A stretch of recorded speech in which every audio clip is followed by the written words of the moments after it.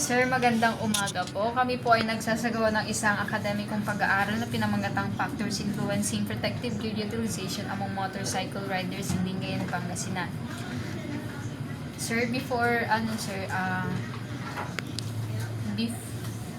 bago po tayo, sir, mag-proceed sa panayam, sir, nagpapakilala po muna kami, sir. I am RC Manawis, the team leader.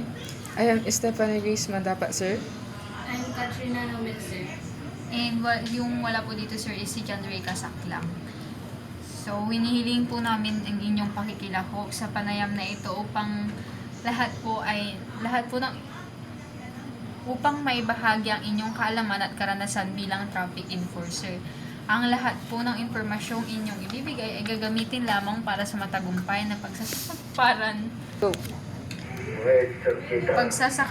ng pananaliksik na ito at para sa akademikong layunin lamang. Tinitiyak po namin na ang inyong mga sagot ay mananatiling kompetensyal at hindi gagamitin sa anumang layunin maliban sa pag-aaral na ito.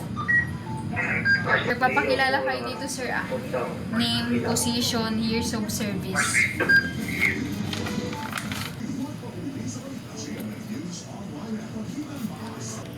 Sir, proceed na po tayo, sir, sa part 1, which is profile of the respondent. Okay lang po, sir, na hindi nyo sabihin ang pangalan ninyo and pwede din naman pong sabihin ninyo, sir, ang pangalan ninyo.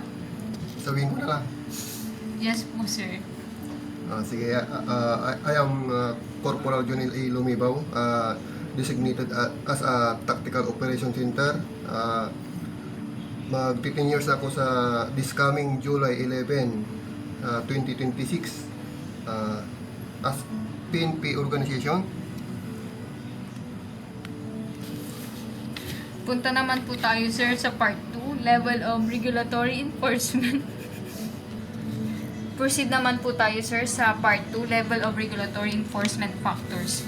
First question namin, sir, is, sa inyong karanasan, gaano ninyo ilalarawan ang pagiging epektibo ng pagpapatupad ng mga regulasyon ng protective gear sa Lingayen, particular sa mga uri ng paglabag ng inyong binibigyang diin, dalas ng mga checkpoint or patrol, at kung sapat ba yung mga kasalukuyang batas para masiguro ang pagsunod ng mga rider?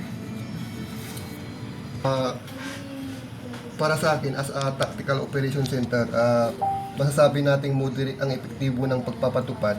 Bagamat karamihan na ay sumusunod, marami pa rin nakakalusot, lalo na sa mga barangay roads na malalayo, mas lalo dito sa town proper ng Lingayen. Madalas, kung napapansin din, isa sa paggamit na hindi standard na helmet, tulad na nutshell helmet at ang hindi pag-lock ng chain strap. Madalas din na karamihan kasi na gumagamit ng mga drivers natin nakainom. So, sapat na rin na presensya ng pagpapatrolya, pangunahing kalsadas at highway, ngunit kulang sa pagbabantay tuwing gabi. Pero as a police officer, ginagawa namin yung trabaho namin. As a police officer, ginagawa din namin yung trabaho namin, especially sa mga kabarangay, mas lalo sa gabi, nagpatrolya. Pinupuntan namin yung mga far-flung area sa mga kalapit barangay ng iuwan ng Lingayen. So, kailangan parati mag-ipit na pagbantay, hindi lang sa checkpoint, kundi pa rin sa random na foot patrol. Sir, punta naman po tayo sa second question. Ano ang mga pinakakaraniwang paglabag sa protective gear ang inyong naobserbahan? At alin sa mga ito ang itinuturing ninyong pinaka-nakakaalarma sa kaligtasan sa kalsada? Lalo na kung isinasaalang-alang ang karaniwang pagtugon or reaksyon ng mga rider kapag sila ay hinuhuli. Tulad ng sinabi ko kanina, ang mga pangkaraniwang paglabag sa batas trapiko is yung hindi pagsuot ng helmet, ngunit yung mga hindi nakatali, tapos yung substandard na aprobadong helmet. At the same time, sa gabi, yung sa reflectorized vest with the ordinance, Provincial Ordinance 2024-02325 ba? 3 to 4? Ay, 3 to 5. 3 to 5. Sir, proceed naman po tayo sa third question, which is, ano-ano ang mga pangunahing salik na nakakaapekto sa pagpapatupad ng mga regulasyon sa protective gear? At paano naapektuhan ng mga elementong gaya ng kakulangan sa tauhan, kagamitan at kooperasyon ng publiko ang tagumpay ng mga operasyong ito? Isa sa nakikita kong factors is kalinawan at higit pa ng batas. Higpit sa batas. Malinaw ang guidelines at mga sapat na legal basis, mas madali itong ipatupad. Consistency ng enforcement, dapat pantay-pantay ang pagpapatupad upang maiwasan natin yung selective enforcement.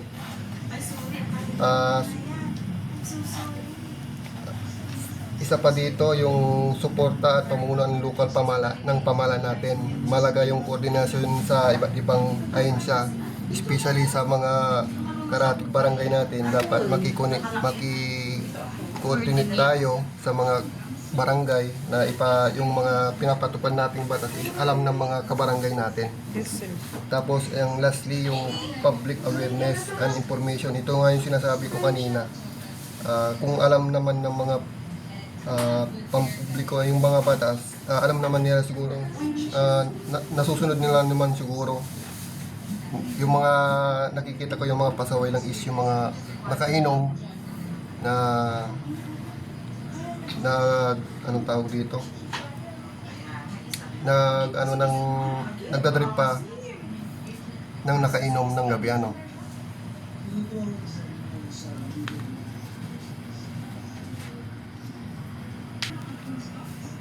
At sa epekto naman ng manpower, logistic o public cooperation, kapag masasabi natin naman yung PNP personnel is natin naman yan, no? Sa Lingayen, masasabi natin na kulang pa yung natin, yung manpower. Sa hindi ang problema natin kung sakaling hindi natututok, lack of yung mga tropa natin na kapulisan, hindi naman nababantayan yan every oras-oras kung kulang talaga yung mga tao natin, yung mga personnel natin dito sa Lingayen Police Station. Tapos yung mga natin, yung kagamitan ba, kung sakaling sabay-sabay na nasisiraan, doon tayo nagkulang sa response. Kung sakaling may insidente na hindi na naman ginagawa namin yung trabaho namin as a police officer, sapagkat yung yung kakulangan sa mga mga mobilities, kulang. Alangan na maglalakad naman yung tropa natin, the ways of kulang, di ba? Yes, sir. So, ito yung mga kakulangan. Tapos, isa pa is yung public operation. Tapos sa public operation naman, dapat, hindi naman lahat kasi nakiki-operate. Sabi ko nga kanina, yung mga nakainom, mas lalo yan pagka sagad sa inom, hindi, wala sa kanila. Kung ibig kong sabihin is, pag nagdadrive na yun, wala nang hantungan, drive ng drive. Kaya mas importante sa atin na magkaroon ng kooperasyon, may disiplina sa sarili. So, doon kasi nag-umpisa yung mga natin sa batas trapiko na ito. Sir, let's proceed naman po sa last question, sir, which is, ano-ano ang mga partikular na parusang ipinapataw sa mga lumalabag sa panuntunan sa protective gear? At paano nakakaapekto ang mga hakbang na ito kasama ang mga inisyatibo ng inyong ahensya sa pagbabago ng asal ng mga rider?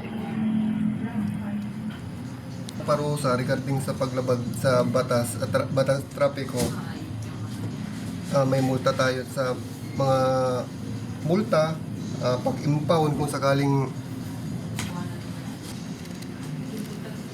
regarding dun sa sinasabi nyo kanina na mga parusa, may mga kung sakaling na lumabag yung isang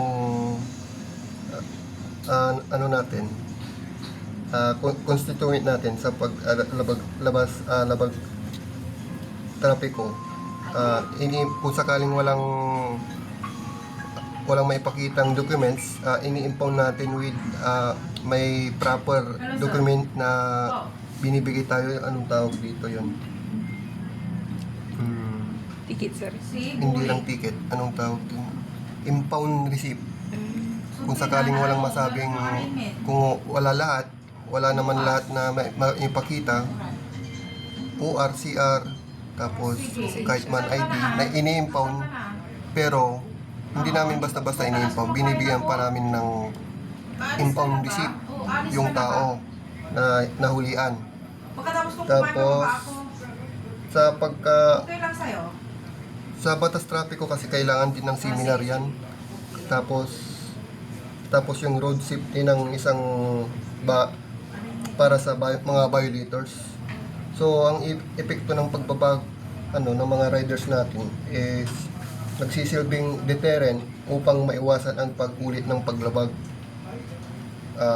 Road safety seminars ay nakakatulong din sa pagpapataas ng kaalaman tungkol sa panganib ng kalsada.